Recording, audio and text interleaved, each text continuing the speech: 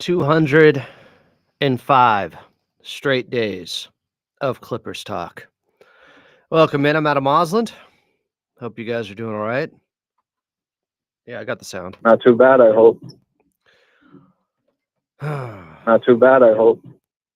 going to have Lucas Hann, don't call him Han, on from 213 Hoops, the Lob, the Jam, the podcast, in just about 10 minutes here. Man, Pistons got jobbed. That is an obvious foul on Tim Hardaway Jr. on that three-pointer. Was Nick Bavetta refereeing this game? It's a call in the first quarter, the second quarter, the third quarter, earlier in the fourth quarter. You have to make that call. You don't want to decide the game. You're deciding it by not making an obvious foul call. Sorry. But this is Clippers talk.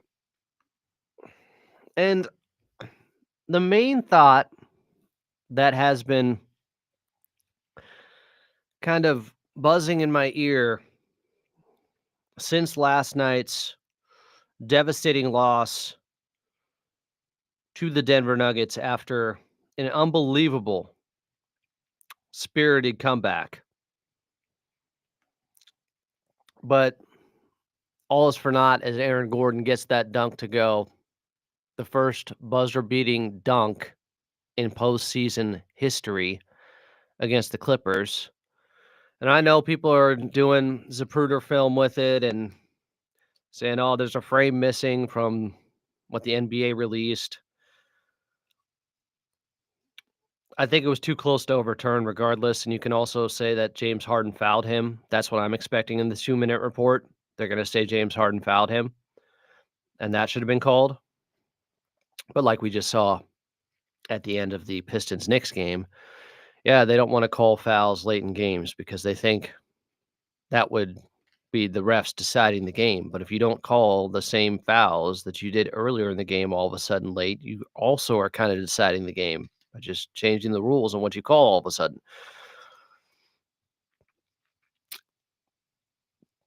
People do not forget, Oscar. We said it immediately after. If he just hit the rim, the game is over and goes to overtime. So the one thing I keep thinking about is this. Coming into the series, it felt like it was all gravy.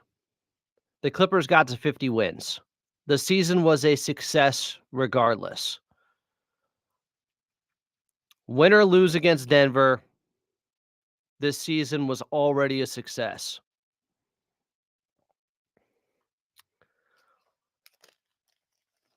But I will say, while there was a way to lose this series, and you could still say, hey, great year, great season, successful year, you just lost to the best player in the world in Nikola Jokic. And that's what it amounts to. Not much you can do about it. He's that good. No shame in losing to Jokic. They were favored initially. That was one way this series could have gone. And I would have said, it's fine. It didn't taint the season. It was still a successful season. But now I'm kind of in a place where if the Clippers lose this series,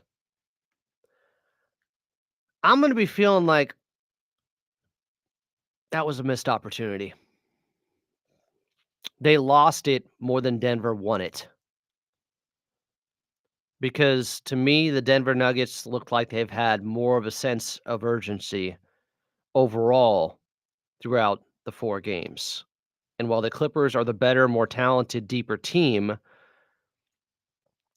the Denver Nuggets are going for it more and are pushing things like you should want to do in a playoff series. They are playing their stars heavy minutes. And it goes back to game 1, in a game that went into overtime where Kawhi ends up playing less minutes than he did the final regular season game that went to overtime against Golden State, and I said, why is he playing 6 less minutes? It's the playoffs now. Wouldn't you push him more then? Now, you can make the argument Denver doesn't have a choice but to play their stars heavier minutes.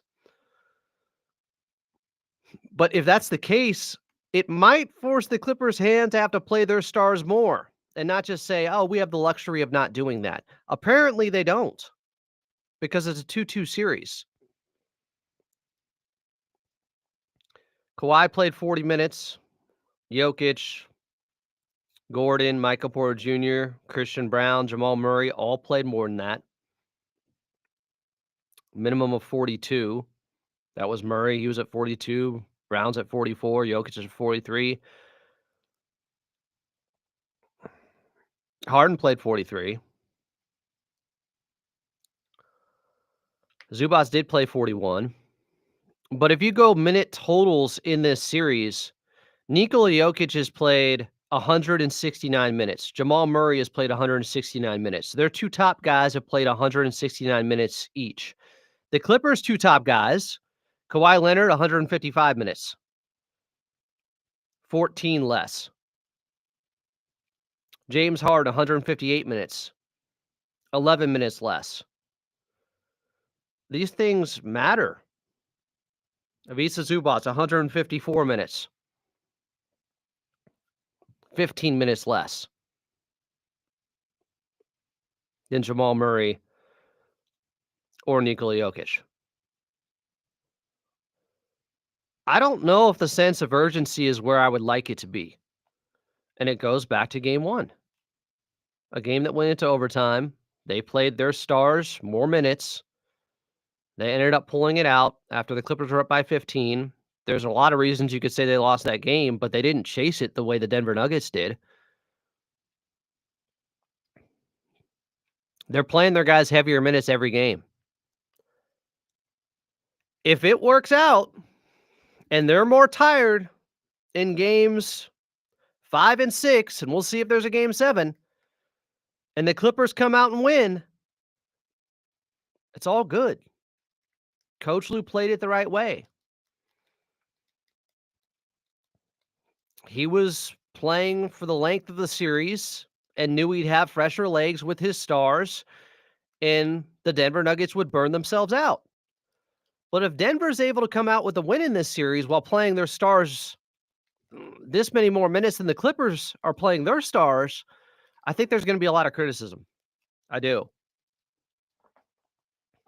And I'm not going to feel good about if you lose that series and they didn't optimize lineups enough or play their stars heavy enough minutes, as heavy as Denver was playing theirs. So that was front of mind for me this morning. It's just an urgency thing. If the Clippers play as hard, they should win. They didn't play as hard as Denver did. They weren't as physical as Denver yesterday. And they haven't been pushing their guys to the limit like Denver has. You better hope the Denver Nuggets end up running out of gas before the Clippers do. That's the idea of this, right? But if Denver's able to survive and win this series, I don't know. There's going to be some questions. Why did the Clippers play their stars as much? We'll do the autopsy when we get there. If we get there, when you're talking about a Clippers loss, but when we get out of the series, we'll talk about it all. I still feel good about the Clippers' chances. I had them in 6. They win the next 2 games. They win in 6. But there's a lot of blame to go around, but that's one thing that I picked up on in game 1 in this series. And Lucas Hann, who's going to be joining us, picked up on it too. Why aren't we playing our stars as many minutes? I get it. We're the deeper team. But it's 2-2 now. They haven't had the luxury of being able to rely on other guys and being up 3-1 or something like that. It might be time to match minutes with Jokic and Jamal Murray, with your stars. If it works out and the Clippers get through this series, they come out winners. And a big reason is because Denver looked overtaxed and tired, and the Clippers won the fatigue battle, the war of attrition, and Coach Lue looks like a genius. If they lose this series, though, I'm probably going to say that the Clippers didn't have the sense of urgency where I think it needed to be. In game one, there were, I think, 3 minutes played without Kawhi or James Harden on the court. That was baffling to me. In game 4, if the zone changed everything for them in that fourth quarter, why not go to it earlier before you're down by 22? And why didn't the guys come out and match the energy of the Denver Nuggets? Now, that's a player thing. I'm not putting that all on Coach Lue. He said all the right things pregame. He knew how desperate Denver was going to be. Why didn't the Clippers respond? You could see it. Turnover, first possession. Just didn't seem like the Clippers were as focused. James Harden, lack of aggression in the first half. Kawhi Leonard, that third quarter, I put this tweet out at Follow Adam A, where the Clippers get outscored by 18, and Jokic has 16 points in the third quarter, and Harden and Kawhi have 7 combined. You're just waiting for one of them to try to take over the game and match Jokic. How does Jokic more than double their scoring output in that critical third quarter where Denver got that distance between them and the Clippers? That's what has me frustrated today. You could talk about the Aaron Gordon dunk. Was it still in his hands? I don't understand not having different personnel in there for rebounding purposes. I don't see it any differently than when you put in guys to rebound at the end of a game if someone's at the charity stripe, at the free throw line, and you know they're going to intentionally miss. How is it any different? It's time and score. It's game situation. I don't understand why Bogey, Norm, and James Harden are all out there on that final possession. No one asked Coach Lue postgame. Maybe somebody asks him tomorrow. But that's a pretty big error in my mind. A lot of people here say I'm a Coach Lue apologist. I criticize him when I think it's warranted. I thought it was with Marcus Morris minutes, 3-guard lineups before. I criticize all that stuff. Now I'm criticizing this because I think it's warranted. I criticized that for game 1. I think it's warranted. I love Coach Lue. I'm riding and dying with Coach Lue. But nobody's perfect, and I think there have been some mistakes in this series.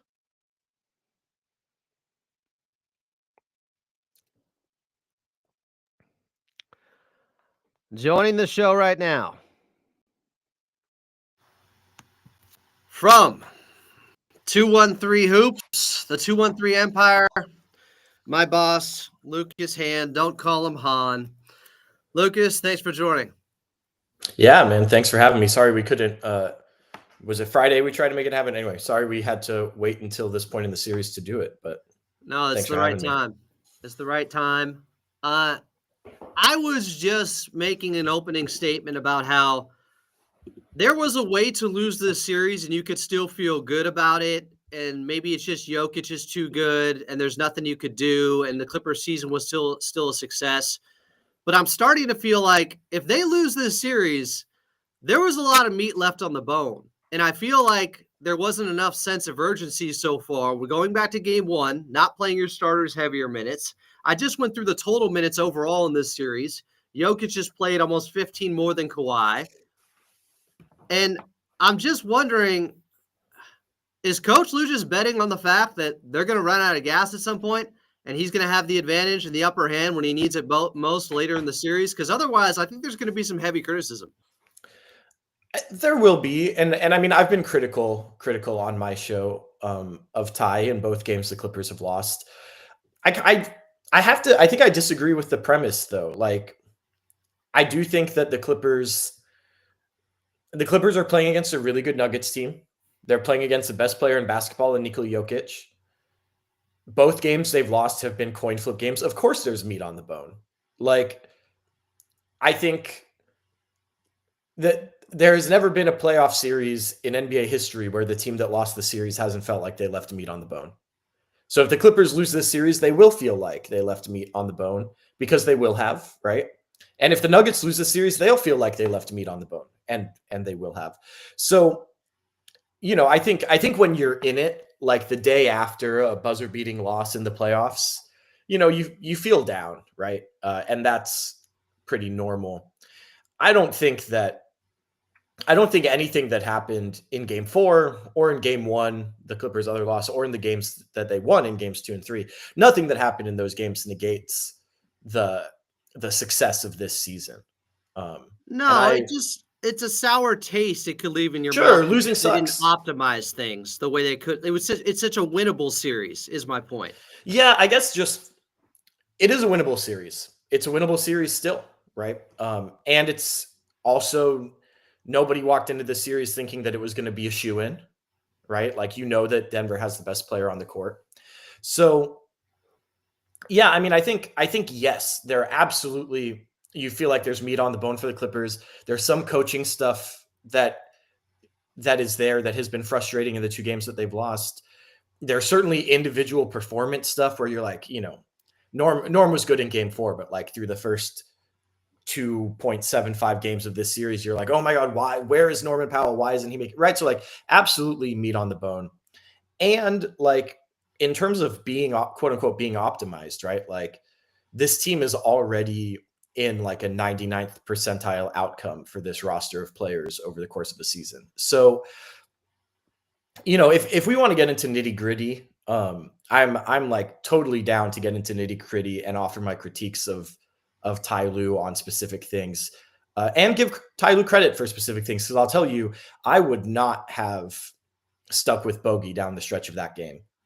And he did. And I was like rolling my eyes. Of course, typical Ty Lue, leaning offense heavy when he's down 15. This is, predictable and blah, blah, blah, blah, blah. And it worked. And they went into his zone defense and it worked. And Bogey was good in the zone defense after not being able to defend all series. So like, I think there are things you can give credit on. I see the people in the chat are really popping off about the lineup on that last possession. I absolutely agree. I talked about this at length on our post-game show yesterday. The first thing I thought when they came back from commercial and they're showing them lined up was, why the hell is Bogey still in the game? Right? That's just so shocking. That's kind of a collective failure, because if Jeff Van Gundy is the defensive coordinator out there, he knew who was going to be out there on the court. I know Coach Lue could override him with any personnel decisions. It's just, to me, it's the same thing as when you make adjustments to try to get a board off a missed free throw late in the game. You put in the personnel that best gets that board. How is it any different? How is it any different? I think probably if you had to come up with a reason for why you would keep it there, and I don't agree, they should have made subs in case they shoot early. Yeah, but if you had to come up with a reason, I think the reason would probably be that it had been a long time since any of those other, like, that there is an element there, which is like, do you put cold legs? Like, Chris Dunn at that point has been sitting for like almost an hour of real time. But I would have put Batum. You really going to use that logic for Batum? Batum didn't play in the fourth quarter. Batum had been sitting for like 45 minutes. He's cold. So because he's cold, he's shorter? Like, well, I would have made the change. I would have put Ben Simmons in the game. Yeah. If I understand why Ben is not playing at the same time as Zoo in this series, I'm not critiquing that. But 8 seconds left, 1 defensive possession. The ball is going to go to Jokic. Zoo is going to be contesting it. Ben Simmons is the guy that I want rebounding against Aaron Gordon on the back line. So yeah, I mean, I would have put Simmons. I think maybe you could split hairs between Simmons, Batum, Jones, Dunn, which three of those guys should have been in there with Kawhi and Zoo, but I would have taken James and Norm and Bogey all out for that possession. But they lost in a way where they could have lost the first 2 games by getting out rebounded and by Norm and James Harden specifically being your last line of defense there. They didn't learn from that, which is just shocking to me. And it also could have looked even worse. What if Jokic doesn't just try to dribble it out and they actually ran a play and got ISO on Bogey and he got blown by, or James Harden or Norman Powell for a layup or something like that? Like, that could have even looked worse from a coaching aspect, honestly. I mean, I think it ended up looking pretty bad. I think But I think it would have been fluky. What happened in that way looks fluky. If they ran a play and they get ISO against one of those 3 guys who aren't good defenders and get the game winner that way, you're going, how could they be out there? Yeah, I mean, I think yes, right? Like if they bring someone to come set a screen to get Bogey switched on to Murray or something for the last shot, then yeah, it looks bad. But I'll tell you, this is the problem the Clippers had at the end of game 1, right? Which is they're bringing their good defenders to Jokic, and then they're leaving their small, bad defenders on the back line. This is why the Clippers in game 1, right, through 46 minutes of basketball, the Clippers allowed 4 offensive rebounds in game 1. Last 2 minutes of the fourth quarter in overtime, those 7 minutes, they allowed 8.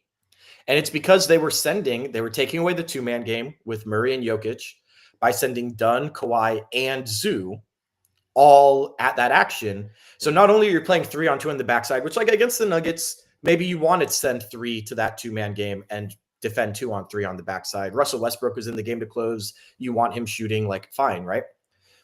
But Norm and James can't be the 2 guys. It has to be like it's such a waste of Dunn and Kawhi and Zoo to have them be the guys you're sacrificing. Like, sacrifice the 3 players that you don't want in the defensive action. So when the ball comes out, 2 guys who you do want in the defensive action are the ones left defending the 3-on-2. But I don't know. It's also, Adam, like, I agree. I would have put a different lineup in there, and it's not even hindsight is 2020. The moment they came out of that timeout, I went, why the hell is this group still out on the court? It's also like less than 1/10 of a second on one play in a, there are dozens of other moments in this game that are equally coin flippy, juncture-y. I mean, Kawhi Leonard missed those 2 good looks at threes at the end, right? Like, those are 2 really good looks for Kawhi.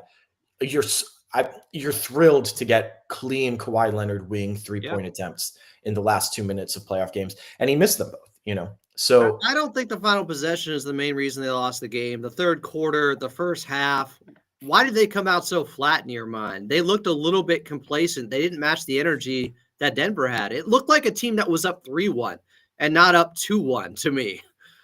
Yeah, I mean, there's lots of different reasons that you could think about this. I think maybe the simplest reason, and it's always a combination of things. The simplest reason is just that Denver's starting lineup is really good, right? Like, Denver's starting 5, when those 5 guys are playing, they're really good. They don't really have any other combinations they can go to rotate to, but like, those 5 guys are just as good, if not better, than any combination of 5 guys that the Clippers have. The thing is, the Clippers can just go to guy 6, guy 7, guy 8. I won't say guy 9 because Bogey hasn't been reliable in this series, but like, even going to Ben Simmons, like, the Clippers haven't had drop-offs when Ben Simmons has been on the court in this series. And that's been a great move from Coach Lue. The minute he put him in at the 6-minute mark of game 2, that was a big adjustment. That was a great adjustment. Yeah. So, I mean, I don't know, I think it is, right? Like, it's inherently unsatisfying because you lost. So you're not going to, like, there's no, even if there are losses I can live with, though, more, not playoff losses, though. Oh, yeah. Like, I think some fans would rather not even having the heartbreak of the Gordon dunk and just lose by 20 and just losers. be thoroughly beaten. There's a word for those people. They can go, you know what? I think Paul George has some spare bedrooms that those folks can go move into in Philly. I don't like when it feels like you beat yourself and it's less about what they're doing and more about you're losing. It's not necessarily they're winning as much as you're losing, because the Clippers do look like the more talented team to me in this series. The Clippers were the more talented team in game 3. Were the Clippers more talented in games 1, 2, and 4? I mean, this has been an even series, Adam. And I think if you listen to Denver folks, you're going to hear Denver folks in game 2 say, oh, we beat ourselves. Like in game 3, the Clippers beat the Nuggets. No one's disputing that. But like, I think at a certain point you have to give both teams credit for the other team not playing their best in these 4 games. Like the Clippers haven't played game 3, they played their best. Games 1, 2, and 4, they didn't play their best. Games 1, 2, and 4, Denver also didn't play their best. And like, but Denver is playing their best players more. Yes. That's the difference to me. That's where I'm like, Jokic has played 15 more minutes in this series than Kawhi or James. That's where I'm like, are we really going for it? Are we going all out? Well, Denver's best players are younger and healthier. I mean, maybe not healthier in this moment, but younger and more durable than the Clippers' best players. Denver's players handle the altitude in the games in Denver better than the Clippers players do. I mean, there's a certain point, right? Which is like, is Ty Lue playing Kawhi Leonard, right? He's playing 155 minutes, 39 minutes a game, compared to Jokic, who's played 169 minutes, 42 minutes a game. Those extra, 3.5 minutes a game that the Nuggets are getting from Jokic that the Clippers are not getting from Kawhi. Is that something that Kawhi can do? Is Ty Lue sitting there saying, I'm hedging my bets, I'm trying to conserve energy, I think I can get away with this? That's what I'm wondering. Or is Ty Lue pushing Kawhi as far as he thinks he can with what they have? And I don't know the answer to that question. I think it's an important question to ask. I think, you look the 4 players who have played the most in this series are all Nuggets. Jokic and Murray 169, Brown 161, Gordon 159. And then James leads the Clippers with 158. So yeah, even the big 3 for the Clippers who've played 150 plus have all played, on average 10 minutes less than the 4 main guys for Denver. And I mean, one of 2 things is going to happen, Adam, or one of 3 things is going to happen. Option number 1, Denver runs out of steam. The war of attrition over the course of the series, they're banged up. They're playing more minutes. The Clippers have more depth to rotate. They have more different looks to put out there to mentally exhaust guys. And in that scenario, I'm going, Coach Lue played it perfectly. He played it brilliantly. He played the long game. Option 2, the Clippers dial it up in the last 3 games and play their guys in the mid-40s like Denver is. And we see what happens. Option 3, there's a certain point, Adam, where it's like, I've been saying this all series. The Clippers are better equipped to win a war of attrition than the Nuggets. And is that what Coach Lue's been banking on? And Nikola Jokic could just play 48 minutes in game 6 and put up 50, 20, and 20, and you lose anyway. Like, that's the guy, right? That's the guy you're going against. Those are the margins in the series. I thought the Clippers would be up 3-1 after 4 games.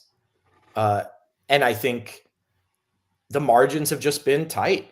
I don't know, the margins have been tight. It is what it is. Yeah, that's fair. I guess part of the reason I find the minute distribution a little bit curious is just going off of the last 3 games of the regular season and even some games before that. We're talking about Kawhi played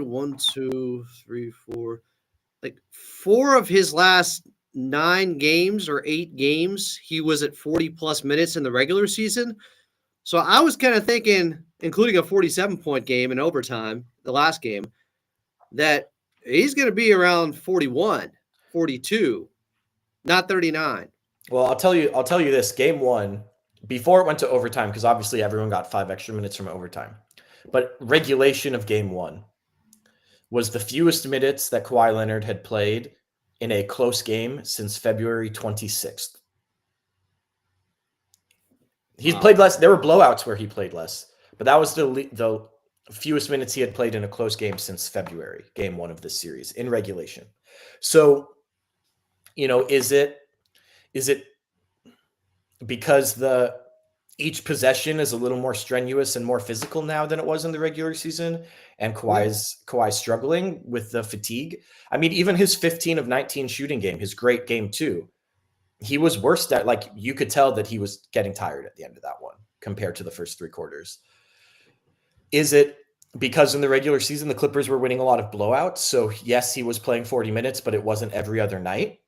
And you come into a series and you assume every game is going to be close, and you have to, you're not getting Dallas on Tuesday. So you know you have to have, I don't know. But if the Nuggets win this series, Denver's core players being capable of more, not being better, but being capable of more than the Clippers core players is going to be one of the things that you just cannot hide from in the postmortem.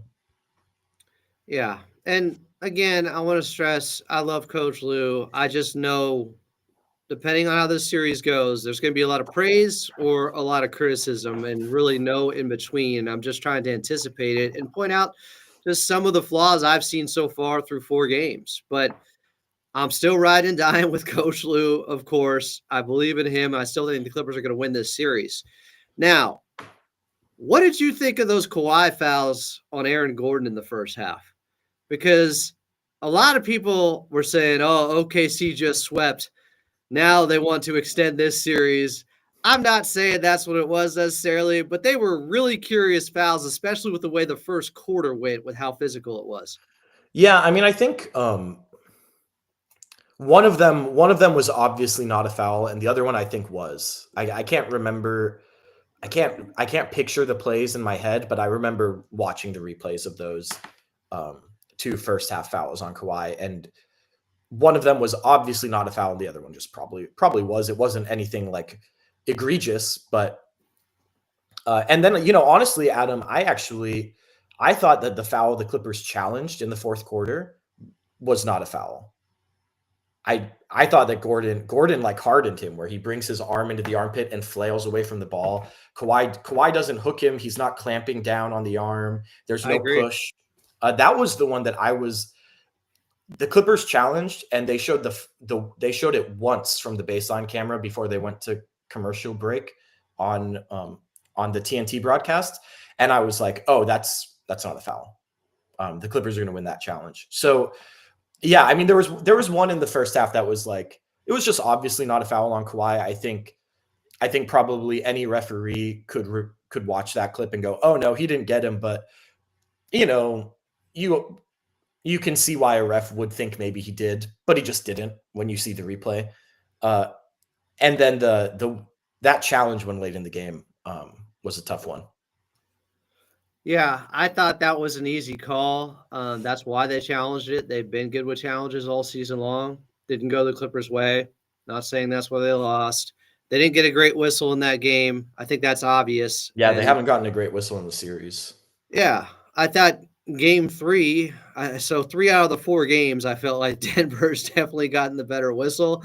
They also led the league in free throw attempts. There's something to that, and they don't foul a lot. But I was a little bit surprised after that first quarter, just seeing what they were letting them get away with. And then all of a sudden they put the brakes on and started calling some ticky-tack stuff. And it's like, whoa, how are players supposed to adjust to this quarter to quarter? Yeah. A little bit frustrating. And then it's Kawhi who's picking up fouls, who typically doesn't.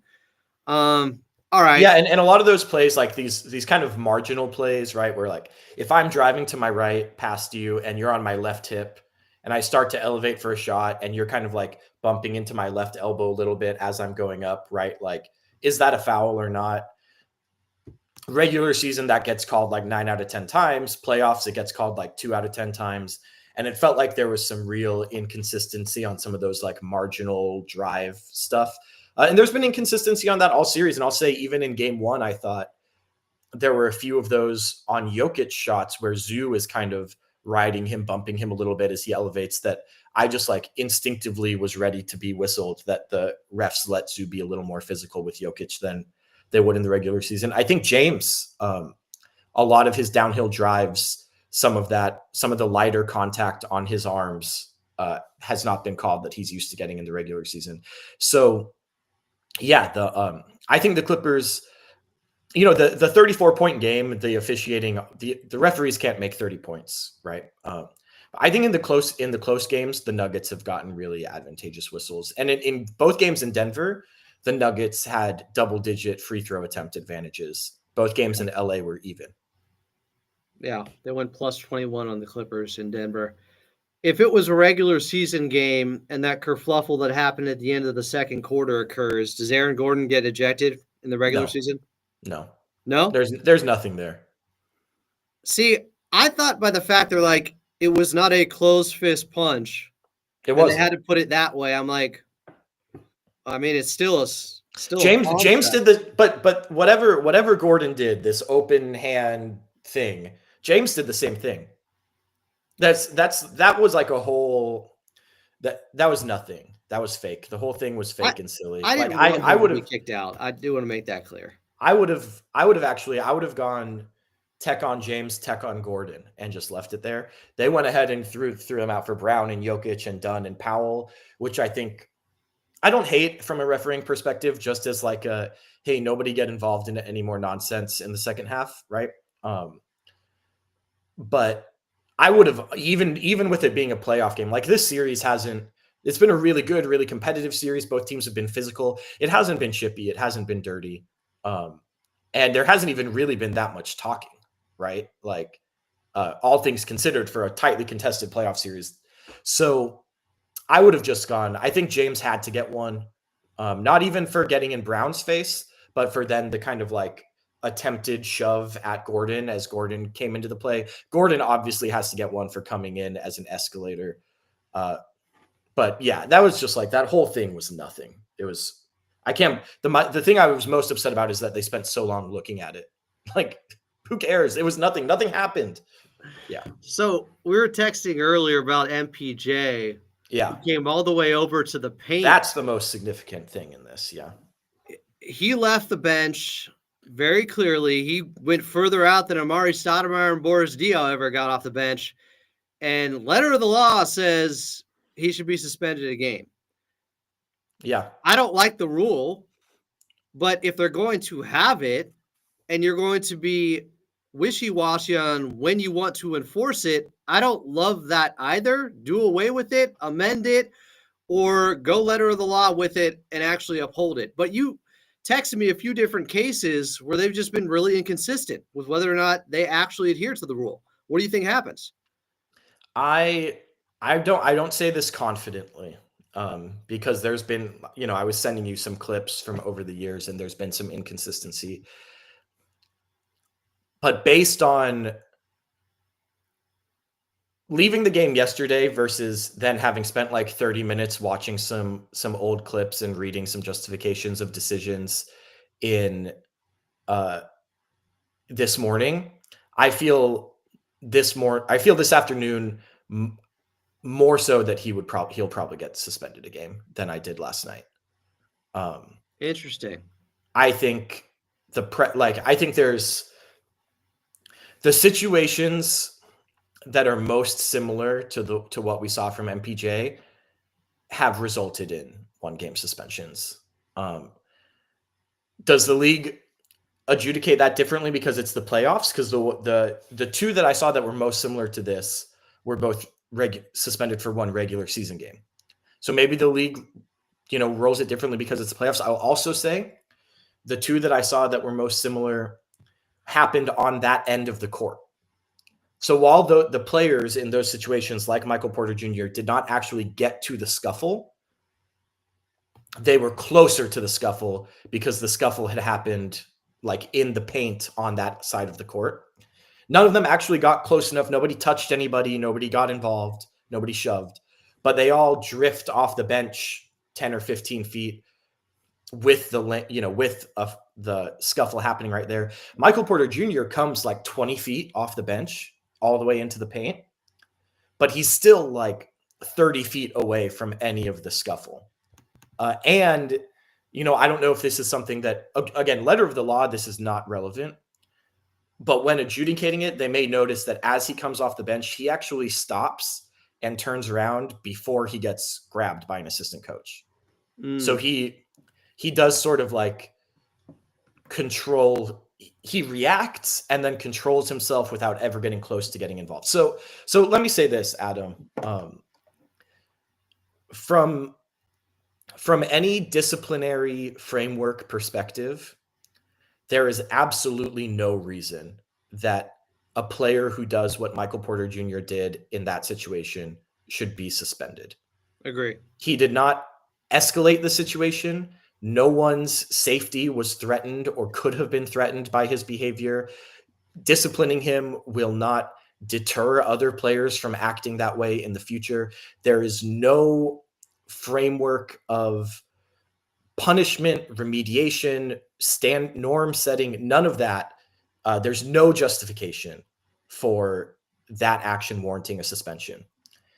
And yet, the way that the rule is written is pretty unambiguous, that if you leave the vicinity of your bench during an altercation, you will be suspended a minimum of 1 game. And he left. I don't think you could argue the vicinity thing. I think sometimes you see guys who drift a couple feet out and whatever, and you're not sure. He came far out on an island by himself. Just check the Sport VU cameras; they got him. There was one incident in the 2019 playoffs between Portland and Denver, actually, where a large number of players came off of both benches and were actually involved, like in the scrum with each other. Of course, it was an NBA scrum, so nothing actually happened. But they were up there with their fingers in each other's faces, right? Fake tough guys. But what I'll say about that one in 2019 was it was after a made free throw. So like guys lined up in the lane, grappling for rebounding position after a made free throw, escalated into a big scrum. And after the made free throw, it was a made free throw by Portland. Denver called a timeout. Walking fast. Sorry. My ringtone. No, it's not. That's what you have set for when Chuck texts you. Yeah. So this situation where nobody was suspended in a playoff game in 2019, after the made free throw, Denver calls timeout. And what you see is as the first 2 guys are wrestling, everyone is behaving the way they normally do during a timeout, which is they're bringing the chairs out and they're coming out for high fives and all this. And then so it's not considered a sort of live altercation in the same way because the bench players during that moment had permission to be on the court because a timeout had been called and granted. In this case, Michael Porter Jr. there's no framework for him to be permitted to be on the court. So, I think the NBA has put themselves in a really bad situation by letting a rule that they know is a bad rule that has, like, every time this comes up, it's the same thing, right? Because if a guy came off the bench and shoved someone, it's easy.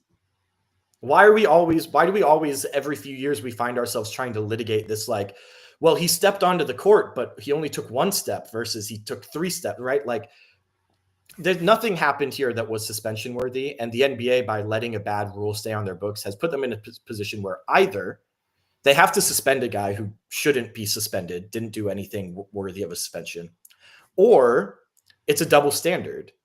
Phoenix didn't get away with it, right? And like Jokic has gotten this suspension before in the regular season for coming off the bench during a scuffle that he, again, didn't get involved with. He didn't make it half as far as MPJ did.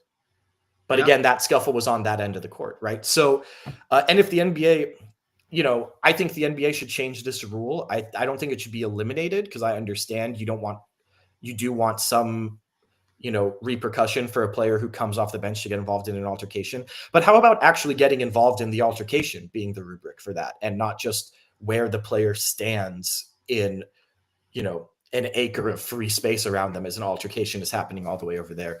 But if you suspend him, you take an important player off the court for an important playoff game for doing nothing wrong.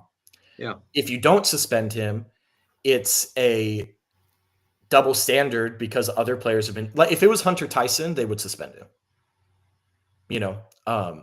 So the NBA by letting a bad rule stand in their books has put themselves in a bad no-win situation with this one. Damned if you do, damned if you don't. Yeah, you're going to be criticized either way, and rightfully so. This is the time where they actually look at it this offseason again and get it right. What do you think the adjustment is, if any, by the Clippers? Let's say Chris Dunn, I don't know, is there a chance he doesn't start because of this one game? I don't see that happening, but how quick how short could the leash be if he misses his first 2 3-pointers in game 5 and they're down by 7 early? Can the adjustment be to play better? I think shoot better though for him. It's like, these are the numbers. This is who he's been, Well, but I mean, 1 of 6 is not, those aren't the numbers. That's true, but neither were. What did he shoot the first 3 games? 39%. I mean, he shot 44% over the last 25 games of the season. Obviously, that's not sustainable over a large sample size either. But this is every team has these guys.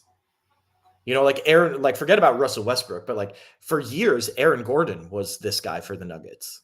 No, Aaron Gordon is having an outlier shooting year by his standards this year, but the Clippers have played the Nuggets with Zoo playing free safety on Gordon in the corner because they feel like they don't have to guard him in past years. And I will say, Chris Dunn, he didn't take a shot that I wouldn't have wanted him to take. He took his shots confidently on the catch. He wasn't hesitating. And a lot of those threes were soft rim threes. You have to adjust, and Ty did adjust. Dunn didn't play as much as he has the rest of the series. It's hard to have a starter play less than 20 minutes, right? But he only played 21 minutes. Yeah. And I think Ty will have a short leash on that in game 5, but I think he'll start again. And frankly, the process was good enough. I have a good degree. Those 3-point shots that Chris Dunn took in that game, I feel a good degree of confidence in them. He's been good for over a month now, shooting them, knocking them down. We knew a game like this was very possible and maybe likely after the first 3 games that it was coming.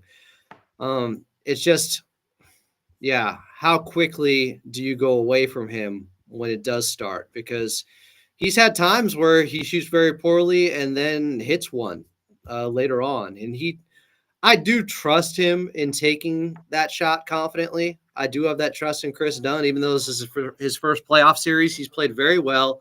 You need what he brings on the defensive end. Jamal Murray was not good yesterday, but you do have a lot of options, including going to bogey, which he did. And you mentioned how you were against that move and trying that 3-guard lineup. And I'm sure I would agree with you. But it worked. It's not sustainable. You have to give just as much as you blast a coach when he does something unconventional and it doesn't work and you're like, what are you thinking? You gotta give him credit for 2 things: switching to his own defense and running that James Norm bogey lineup in the 4th quarter that I would not have done. And so got to give him credit for that. I also say, how much, Adam, are we talking about Chris Dunn being 1 of 6 from 3 in this game if Nico Batum isn't also 1 of 6 from 3 in this game? Yeah. Nico had an off game. He's been shooting 55% from 3 his last 22 games. Yeah. And again, first of all, a lot of good looks. And second of all, Nico is such a Nico's almost fleeing them up. I remember, you remember the Celtics Bulls series that had all the overtimes? and like Eddie House was on those Celtics teams, and it's like he didn't even look like he was shooting the basketball when he shot the basketball. He was just like catch and fling.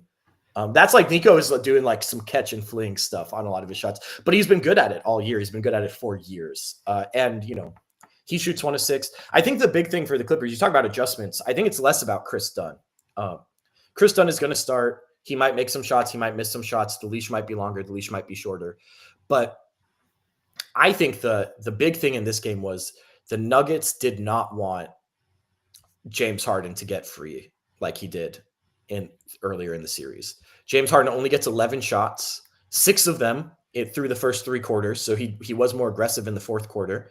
He also did better on assist to turnover as the game went on. He actually, I think he had 4 turnovers at the 10-minute mark in the third quarter, and he didn't turn the ball over again, in the rest of the third or the fourth. 15 points, people were kind of saying like, oh, James is having another one of those games, because we all know James Harden has the reputation of the stinker playoff games, right? I mean, 15 points, 11 assists, 4 turnovers on 5 of 11 shooting is not one of quote unquote those games for James Harden. No.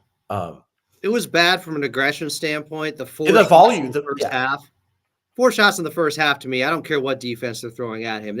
He has to be more aggressive, because at first you were thinking, oh, are they tired? Are they a little bit gassed? Well, no, because when they needed to turn it up later in the game when they should be more tired, all of a sudden he and Kawhi were blowing by guys. Yeah, but I mean, adrenaline and momentum are fatigue isn't linear, right? And I think this is the question for the Clippers, right? Do you come into game 5 thinking we need to find creative ways to free up James to be more aggressive as a scorer? Or do you come into game 5 looking at the way they defended that? Because yes, the basketball got funneled to Chris Dunn. You know who else the basketball got funneled to a lot in single coverage in this game? Kawhi Leonard. And he was not good enough at punishing that. So do you look at that and say, okay, bet, let's play that game again. We'll ride with, let Kawhi get 22 good shots up. He's going to score more than 24 points on 22 good shots. Yeah. I think I have less issue with James's lack of aggression than I do with Kawhi's relative ineffectiveness, because the defense was honed in on, we do not want James Harden walking to the rim again. And he was only able to, I know you mentioned, beating guys downhill in the fourth quarter. Is that because they were playing with more energy in the fourth quarter? Yes, they were. But also because there are actual shooters, Denver doesn't have a free defender in the paint, makes it a lot easier to get downhill, right? So maybe I think probably the writing on the wall here, the way that this whole season has been for the Clippers, and I would have said this is the writing on the wall at the end of the regular season, and I think it's through 4 games of the series, it's been the same. When you really need to, Nico Batum needs to be playing a lot more. And I know he didn't shoot the ball well in game 4, and they went with bogey and it worked.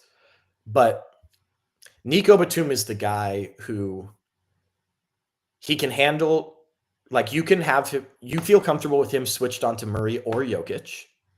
You may not want him on Murray for a whole game, but you're comfortable with him on there for a few minutes or on switches. And you can put Kawhi on Murray, which the Clippers have been doing at times, and let Nico be a great off-ball defender with length for you. So he can handle both of the star matchups. He's a good team defender, and Denver has to guard him on the perimeter. They fear him as a shooter, and they should, because he was the Clippers' best catch-and-shoot shooter this year. So I've been saying he's the ace up the sleeve of Coach Lue all year. I've always felt like they get into a playoff series, especially, I even mentioned, if it's against a team like Denver, that's a great matchup for Nico. Yeah. He only played 19 minutes last night. Yeah, and granted he didn't play great, so it's not but I do think if you find yourself needing,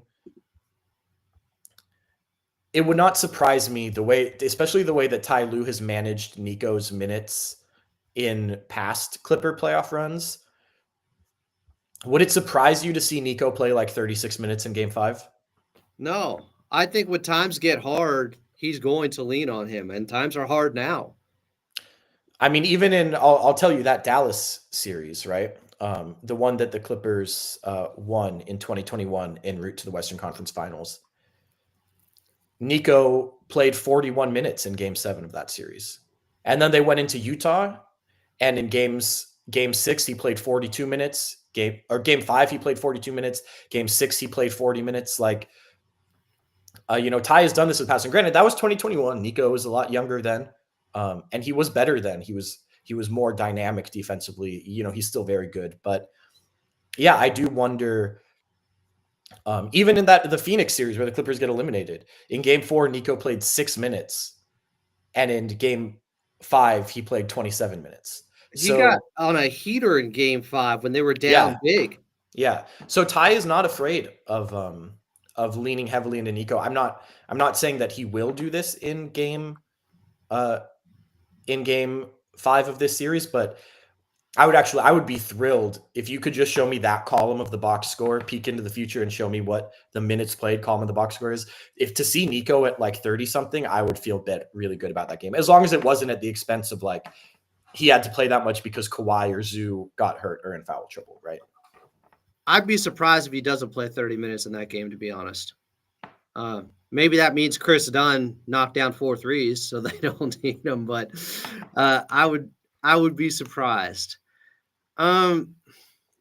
Lastly, I probably should have. I mean, I buried the lead. Where does Ivica Zubac rank against playoff centers right now? Oh my goodness. I've only been watching scattered pieces of the other series and end of some close games in the other series. But who's not better than him? For sure? Triple J. Oh yeah. Yeah. That's over. For sure. That is Cat and Jokic, Zoo's third. Yeah, I mean he could be. I'm not, like I said, I haven't been watching closely all of the series, so I don't want to go like really high degree of confidence that other guys haven't been producing. But yeah, I mean mostly, I think it was a joke, whatever. It's a joke how much he's been underestimated throughout his career, because now his production is so reliable each and every game. I don't think he had a great game yesterday. He missed some bunnies. He missed some easy ones, but isn't that funny though? I mean, think about this. Like, if I go back 3 years and let me tell you, the Clippers are playing the Nuggets in the playoffs, and Zoo guarding Jokic is going to have 19 points, 12 rebounds, 6 assists, a steal, a block, 0 turnovers, 9 of 14 from the field, and be +1 in 41 minutes. He's raised his game. 3 years ago, that would have been the best game of his career by a mile. And now it's like average. It's normal. He does it every night, right? Mm-hmm. Like you're left thinking, yeah, 19, 12, and 6 is good, but we'd really like for Zoo to give us 25 and 15. Honestly, his passing in this series, assists, people got knocked down shots, and he had 6 yesterday, and that's big. And they typically, they were like undefeated or close to that when he had 4 or more assists in a game this season. So him having 6 and them losing hurts. But he's been so precise and on point with his passing in this series. It's been so automatic. It's just impressive as hell. He's incredible. Yeah. All right. I appreciate you, man. Thanks for doing this. I know you got a podcast coming up with Matt Moore. He won't join me on my show for whatever reason now. He ghosted me. Maybe I called him out on Twitter for something, but I thought it was fair. I clipped the entire thing. There was context. I don't know. No, I don't know. I think everyone calls Matt Moore out on Twitter for something at some point, so I don't know. Yeah, he stirs the pot. He knows what he's doing. All right. Be good, my friend. Appreciate you. Great analysis as always. Yeah, man. Thanks for having me. He is Lucas Hann. Don't call him Han. From 213 Hoops. I'm Adam Osland. I'm done for now. Might have clips and dip later. Lauren Rosen's coming on tomorrow. We'll talk to you guys then. We'll see if there's a suspension for Michael Porter Jr. Be good.